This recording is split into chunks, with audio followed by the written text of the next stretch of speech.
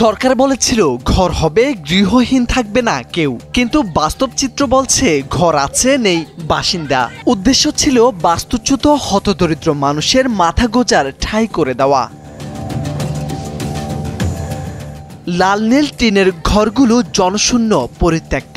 মানিকগঞ্জ সদর উপজেলার কৃষ্ণদেবপুর ইউনিয়নের বাসুদেবপুর আশ্রয়ণ প্রকল্পের সরকারের দেওয়া ৫৭টি ঘরের বেশিরভাগই খালি পড়ে আছে। ঘর বরাদ্দ হলেও কেউ থাকে না, কেউ এসেও ফিরে গেছেন। কোনো কোনো ঘরে কোনোদিন মানুষই উঠেননি, কিছু কিছু ঘরের দরজাও খোলা হয়নি। এখানে লোকজন অনেক যে মানিকগঞ্জ ভাড়া থাকে, আবার অনেকজন দেখা গেছে বাড়ি ঘর আছে। আশ্রয়হীন বাসিন্দারা থাকার কথা ছিল এখানে, কিন্তু বাস্তবে কেউ কেউ বসবাস করছেন অনুমতি ছাড়া, আবার অনেকে ঘর পেয়েও থাকছেন না সেখানে। কেউ কেউ ঘর ভাড়া দিয়ে থাকেন অন্য জায়গায়। ফলে সন্ধ্যার পর এই জায়গা হয়ে উঠেছে নিরাপত্তাহীন মাদকের রাজ্য।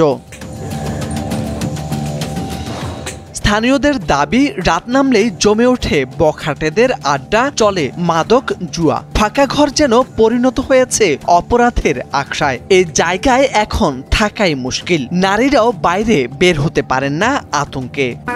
মামির ঘর তো, মামি তো থাকে না, তো এখানে আর কি মামির আপাতত আর কি আসি। মামি শ্বশুর বাড়িতে থাকে, আর এখানে কিছু ঘর খালি আছে, তো তাদের বাচ্চা কাচ্চা মানুষ করার জন্য শহরে থাকে। একটু এই জায়গা তো ভিতর দিকে পড়ে গেছে গা, এর জন্য কোনো কর্মসংস্থান নাই। মালিক সে কোথায় থাকে? সে কোথায় জানি না, বললে তাই ঘরে বসছি। বাড়ি ঘর নাই, সেজন্য এই ঘর খালি ছিল, সেজন্য মেম্বার আমাদের এই ঘরে ঢুকাই দিছে, কইছে তোমরা এই ঘরে থাকবা, কোনো সমস্যা হবে না। খালি ঘরের উপর লেখা সরকারি বরাদ্দ, পাশে ভাঙা চেয়ার, ফাঁকা রান্নাঘর।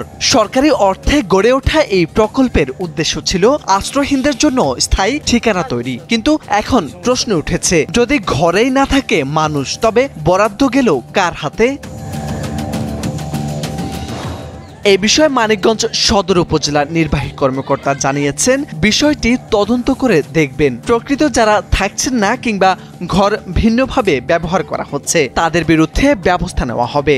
অলরেডি বিষয়টি আমাদের দৃষ্টিগোচর হয়েছে, তদন্ত করতেও নির্দেশ দিয়েছি। তদন্ত প্রতিবেদন আসার পরে আমরা পরবর্তী প্রয়োজনীয় ব্যবস্থা গ্রহণ করব।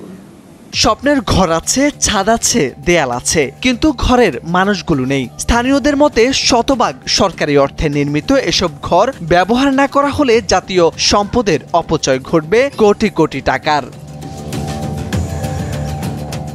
মোরশেদ আলম, সময়ের আলো।